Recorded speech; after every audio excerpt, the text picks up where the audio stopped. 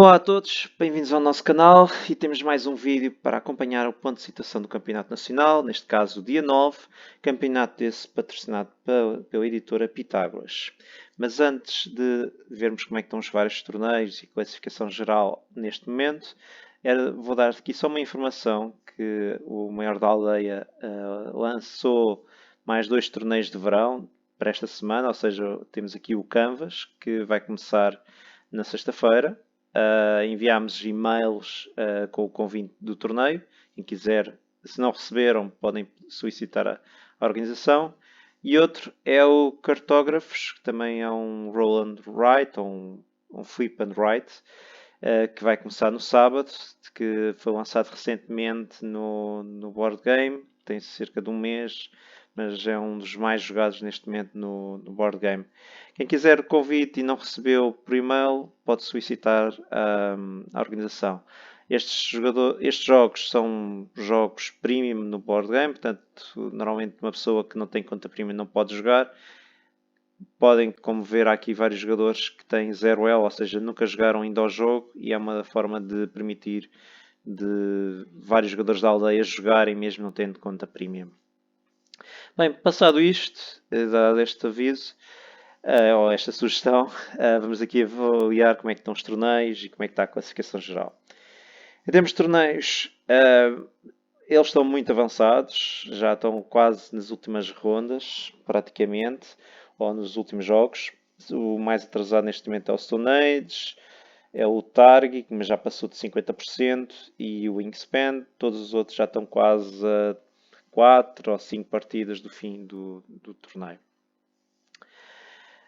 Vamos aqui ver a classificação primeiro. Portanto, neste momento há 4 jogadores já destacados na zona de playoff. Filipe Coutinho, o Ocran, o Nuno Moura e o Govir. Teoricamente, estes jogadores já garantiram uma posição nos playoffs, mesmo que percam todos os jogos até ao final do campeonato. Analisando um bocado os confrontos, é muito improvável que algum deles neste momento não atinja o playoff. Depois temos Gotuga, Sami e Running Wild com 39, 36 e 35 pontos.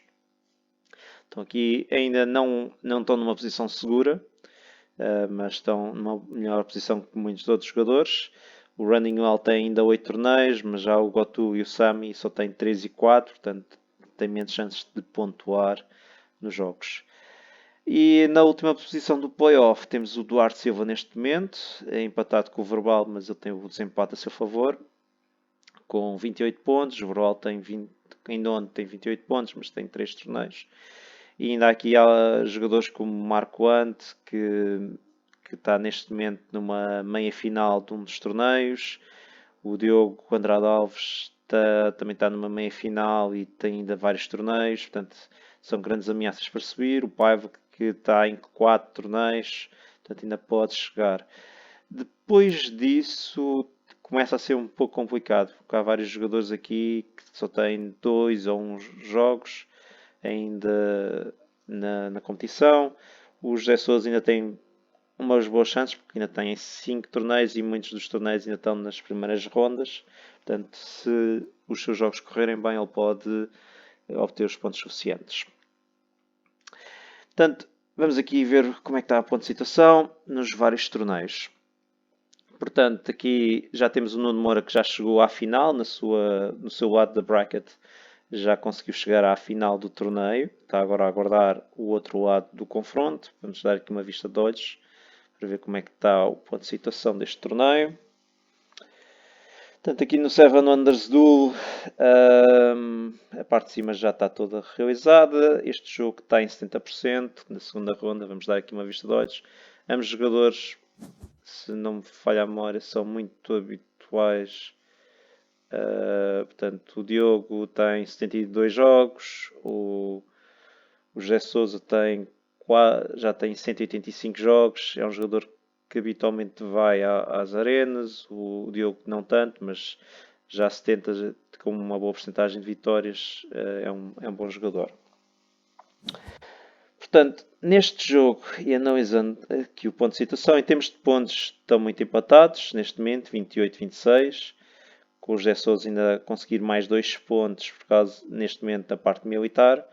Mas existe uma ameaça de vitória do Diogo através da parte de ciência. Portanto, ele vê estes dois símbolos de ciência, portanto, ele só precisa de um deles. E também existe também nesta Era 3 este símbolo. Pode ou não estar nestas cartas aqui, portanto ele não sabe, pode não ver ou pode sair de uma situação um bocado complicada para ele. Mas ele tem uma vantagem, eu digo uma dupla vantagem, sim, uma dupla vantagem. Uma, ele tem a teologia, ou seja, ele pode usar uma Wonder para repetir ter um turno extra, para além de ter o Maswell. Infelizmente, não há nenhuma carta de ciência descartada com um símbolo que ele não tenha. Portanto, ou seja, ele pode descartar uma destas cartas, mandar para aqui, e depois, se calhar, quando vê aquele símbolo e volta a jogar, pode ter um duplo extra para obter a carta da ciência. Embora acho que, teoricamente, acho que é mais provável que este jogo termine por vitória pontual e não por ciência. Porque acho que o José Sousa não vai deixar, ou vai pelo menos tentar evitar abrir cartas ao seu oponente e dar a possibilidade dele apanhar a última carta de ciência que ele precisa. Portanto, é um jogo interessante de ver o que é que vai acontecer no final. Temos dinheiro, eles estão bem, portanto não há assim... Temos recursos também estão bem, tem aqui descontos para a madeira, tem desconto para a pedra. Portanto, não é a parte... Não estou a ver dificuldades eles de colocar cartas com os recursos que eles têm. Portanto, no Seven Wonders este é o ponto de situação. No azul, vamos aqui ver como é que está o torneio. Ainda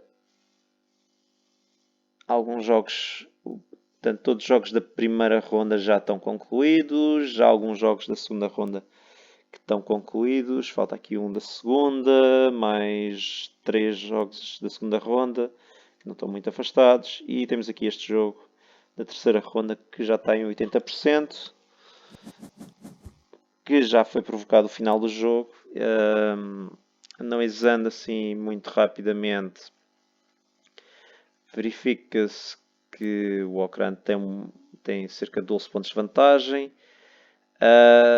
Nenhuma destas peças aqui é agradável para nenhum destes, ou melhor, estas peças para o verbal, as únicas peças que ele consegue colocar são as amarelas que são aqui.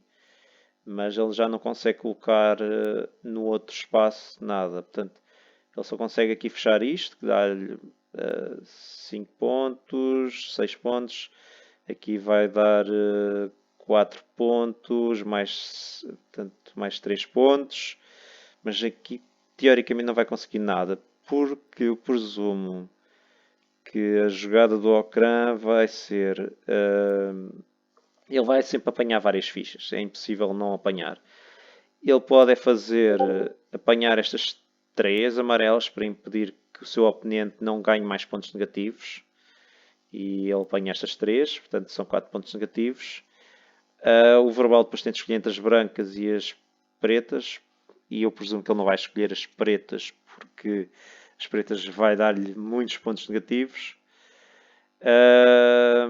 Ele se calhar o verbal apanha as brancas e fica só com 8 pontos negativos no final do jogo, no final desta ronda. E o Okran pode-se dar ao luxo de ir apanhar as pretas, meter aqui uma, e no final ele tem 1, 2, 3, 4, 5, ou seja, apanha 14 pontos negativos, mas obriga o seu oponente a apanhar mais pontos negativos. Enquanto se ele apanhar agora as pretas por aqui, o verbal pode apanhar as amarelas tranquilamente e ainda deixar as brancas para o seu oponente. Portanto, presumo que esta seja a jogada. Mesmo assim, o Okran tem o jogo ganho em termos de... não tinha reparado que presumia que ele tinha aqui a coluna feita, que não tem. Portanto, isto altera aqui um bocadinho as contas, portanto tem menos 7 pontos. Por acaso teria de fazer aqui as contas. Se 7 pontos fazem a diferença suficiente. Eu penso que ele ganha aqui vários pontos com esta azul. Eu penso que o Ocran, mesmo com os pontos que ele vai pôr agora das fichas, é mais que suficiente para fazer a diferença, mesmo não tendo a coluna feita. Porque o Verbal faz só uma linha, o Ocran também faz só uma linha, mas faz vários pontos quando vai colocar estas peças nesta ronda comparativamente ao seu oponente. Esta aqui vermelha não é muito útil, mas talvez se ele quisesse bloquear a possibilidade, não sei como é que foi a situação desta ronda, mas nota-se que o Verbal tentou fazer aqui outra coluna extra e não resultou. Portanto, esta é a situação aqui no azul. Portanto, vamos passar aqui a outro jogo. No Carcassonne já estão os jogos da terceira ronda a decorrer. Há aqui ainda um jogo da primeira ronda um pouco atrasado.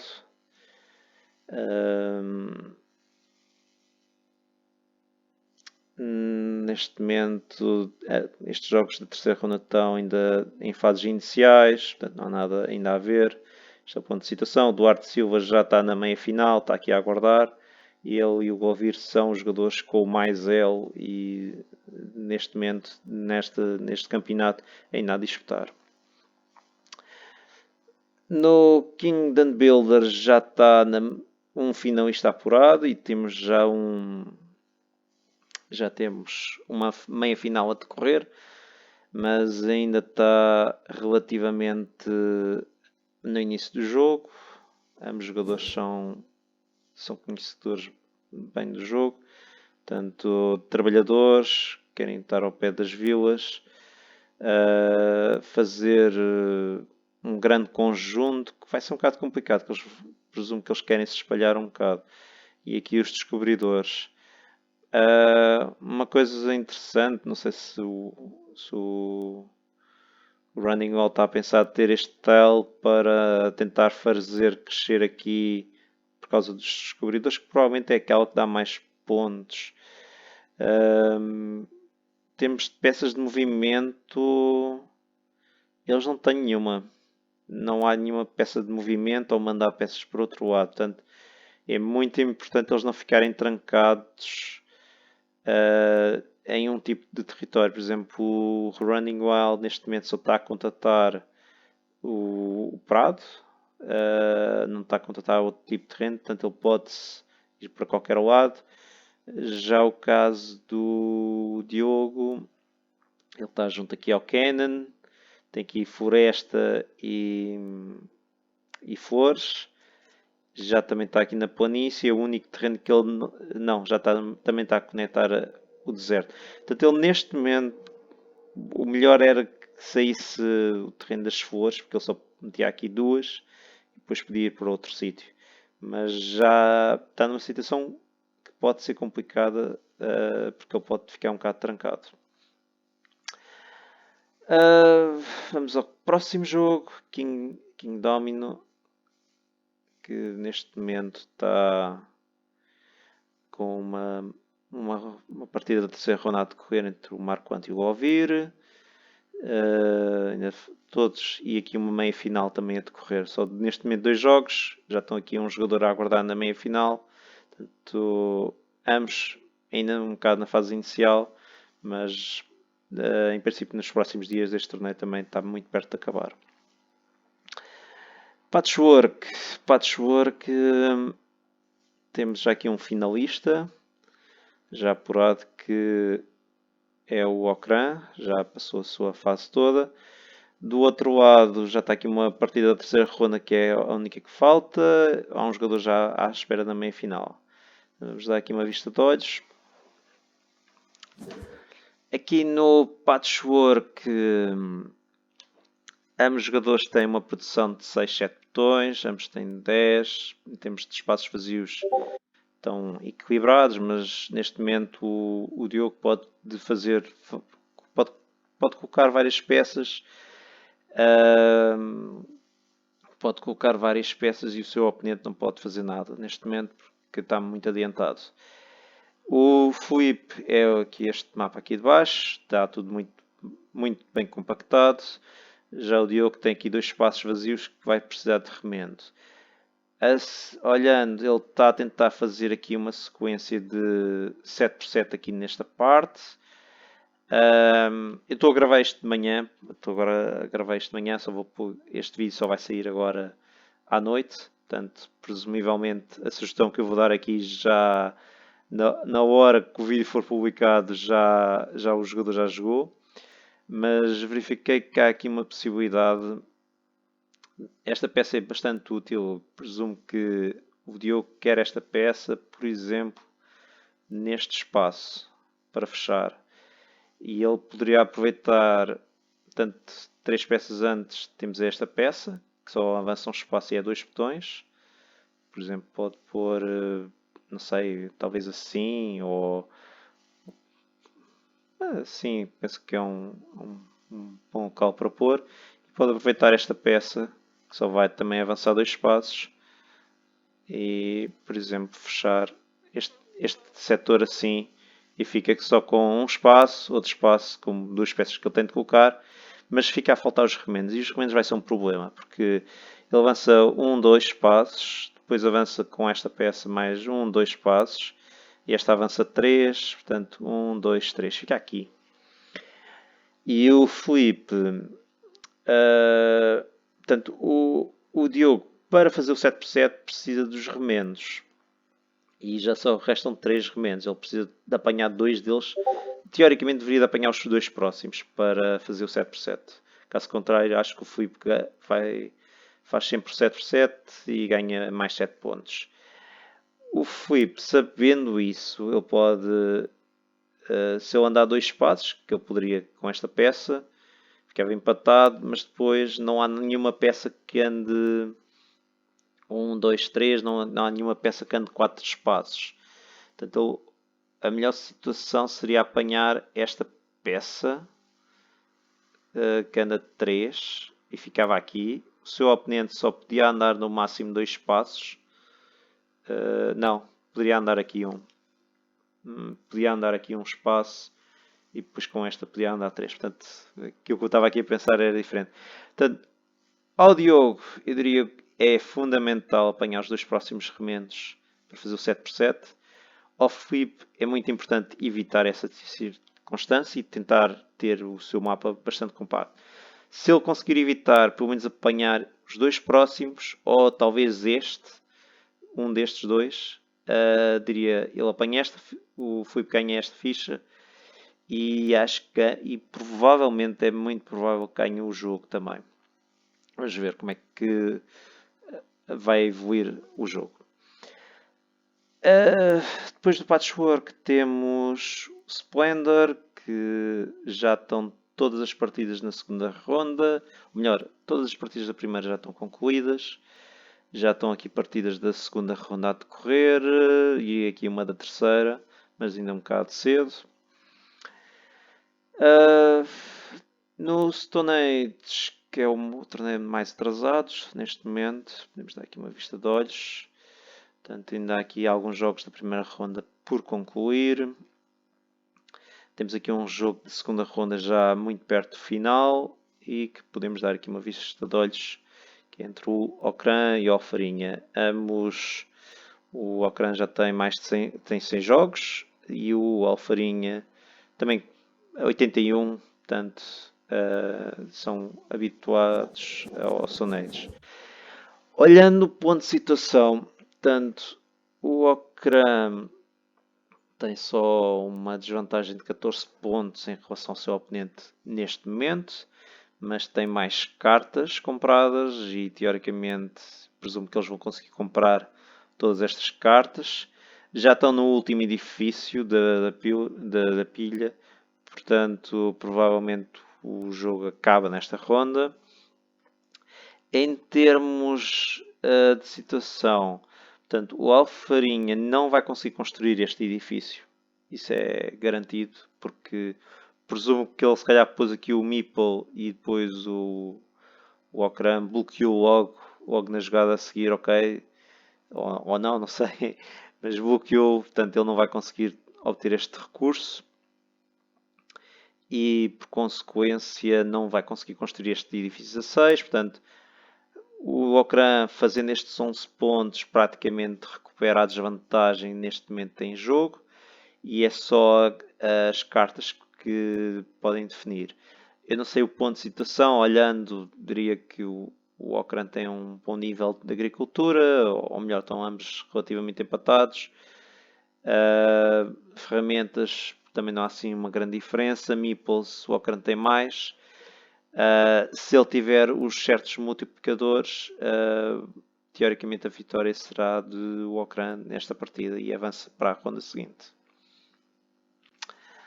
Portanto, este é o ponto de situação no Stone Age. No Takenoko já temos 2 semifinalistas apurados, que é o Okran e o Glovir. Os outros jogos, temos aqui um jogo da terceira ronda e um jogo ainda da segunda ronda a decorrer, mas ainda muito na fase inicial. E por fim, o Targi, ainda há mais 3 torneios.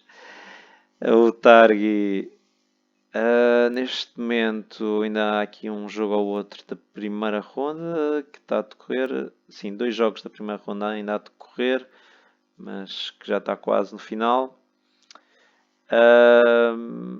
Aqui este jogo da segunda ronda está na fase inicial, este também, portanto não há assim muito a ver. É agora aguardar os próximos dias para ver se as partidas chegam ao final. E o Welcome to, já temos um semifinalista apurado, que é o Filipe Coutinho. E neste momento temos uma partida da terceira ronda ainda a decorrer, mas ainda está na fase inicial entre o Hypnotic e o Experience. Já temos o Okran a aguardar o resultado desse jogo. E por fim o último jogo, finalmente, o Wingspan, que já tem algumas partidas da segunda ronda concluídas. Até já tem aqui um jogo da terceira e já temos um semifinalista apurado. Em termos de jogos, temos aqui um 73, temos aqui um 75. Portanto, já há várias partidas na segunda ronda a decorrer, já perto da final. Temos de dar aqui uma vista de olhos. Portanto, o José Sousa tem 86 jogos, o Paiva tem 16. Vamos ver aqui o ponto de situação do torneio, do jogo. Portanto, em termos de objetivos, portanto, o Paiva tem 3 aves com aquele tipo de ninho. Portanto, tem aqui uma vantagem que teoricamente vai fazer mais 3 pontos no final desta ronda. Em relação ao José, a menos que eu coloque uma ave, meta ovos para empatar. Portanto, não sei quais é que são as cartas na mão, ele tem recursos, mas praticamente teria de gastar os 3 cubos só para conseguir empatar nesta ronda. No caso de ovos na água, o Paiva também tem uma boa vantagem porque consegue suportar mais ovos nas suas aves de água, enquanto o José Sousa só consegue suportar 3. Portanto, teoricamente também o Paiva tem aqui uma vantagem para obter mais 3 pontos no final desta ronda. Portanto, seriam mais 6 pontos. O Paiva tem aqui uma vantagem neste momento até em pontos de aves. Tem aqui uma das melhores aves do jogo, pelo menos que é permitir, quando se coloca esta ave na planície, fazemos ovo, descartamos um ovo e buscamos um recurso, que evita ir à floresta a apanhar recursos, que é ótimo. De resto não tem assim outros grandes poderes. Tem aqui um poder, sempre que alguém jogar uma ave na parte aquífera, ele recebe um peixe. Teoricamente eu diria que o Paiva tem uma vantagem no ponto de situação atual e diria que seria o vencedor, mas também depende do que é que são os objetivos, se ele está a conseguir cumprir, se o José Sousa consegue cumprir ou não. E pronto, isto foi o ponto de situação. a classificação geral. Os confrontos ao final do dia 2 seria Filipe Coutinho contra o Duarte, Govir contra o Gotuga, Nuno Moura contra o Sami, Ocran contra o Running Wild, mas presumivelmente até ao final do campeonato e com a evolução dos torneios, ainda estas posições vão ser alteradas, embora os 4 primeiros presumivelmente já não vão sair da zona de playoff. Pronto, espero que tenham gostado desta análise do dia 9 e até à próxima. Tchau!